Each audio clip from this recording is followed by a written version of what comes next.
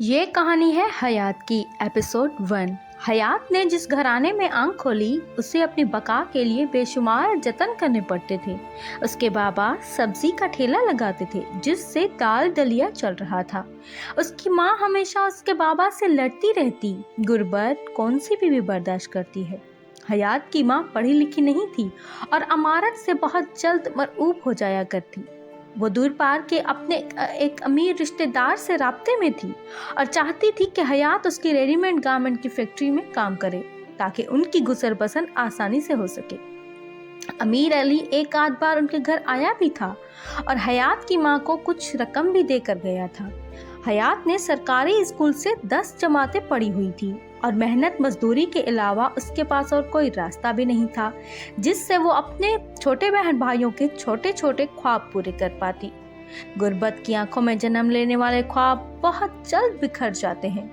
کچھ غریب تو ایسے بھی ہوتے ہیں جو خواب دیکھنا تو دور کی بات اپنی آنکھیں بند کرنے سے بھی ڈرتے ہیں۔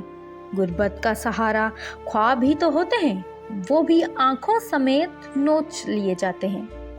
حیات کی خاص بات اس کی پرکشش آنکھیں تھیں جس میں اگر اس نے خواب سجائے تھے تو وہ اس کے بہن بھائیوں کے خوشیوں کے تھے۔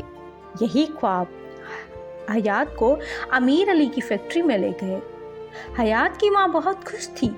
انسان کتنا جلد باز ہے، خوش بھی بہت جلدی ہو جاتا ہے اور مایوس ہونے میں بھی دیر نہیں لگاتا۔ خوش تو امیر علی بھی بہت تھا۔ اس کی کزن اس کی فیکٹری میں کام کرنے آ گئی تھی۔ حیات اس کی خصوصی توجہ کا مرکز تھی۔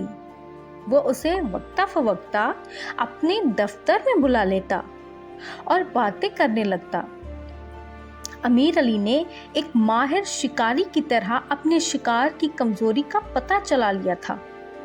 وہ اس کے بہن بھائیوں کے لیے ہمدردی کا اظہار کرتا اور ہر ماہ کچھ مخصوص رقم ان کے لیے تنخواہ کے علاوہ حیات کی ہتھیلی پر رکھ دیتا۔ امیر علی آہستہ آہستہ حیات کا اعتماد جیت رہا تھا۔ اعتبار انسانوں پر ہی کیا جاتا ہے، لیکن اگر انسان ہی اندر سے درندہ صفت ہوں تو یہ اعتبار کسی بھی وقت ایسا مہلک وار کر دیتا ہے کہ اپنے شکار کو زندہ لاش بنا کر ہی دم لیتا ہے۔ اندھا اعتبار کبھی مت کرنا، یہ سوئے ہوئے ناگ کی طرح ہے، کیا پتا کب جاگ جائے۔ امیر علی موقع کی تلاش میں تھا۔ اس نے حیات کو ایک دن آفس میں بلا لیا اور کہنے لگا، حیات ایک بات کروں؟ حیات امیر علی کی دل سے عزت کرتی تھی۔